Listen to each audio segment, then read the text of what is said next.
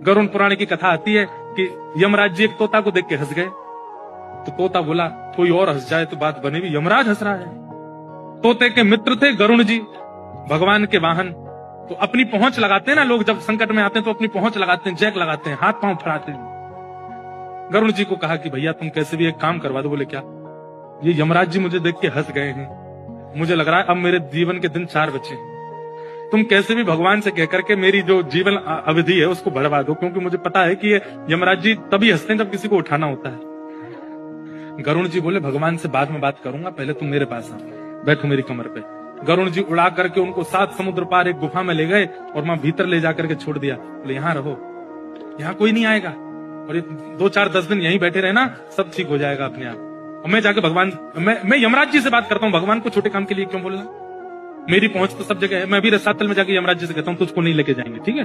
तोता बड़ा खुश हुआ, बहुत बढ़िया है, मैं यहीं रह लूंगा 4-5 दिन। यमराज जी के पास गए सीधे गरुड़ जी। गरुड़ जी तो भगवान के वाहन है, सब खड़े होते हैं, उनको देख के यमराज जी बोले आइए आइए। कैसे आए?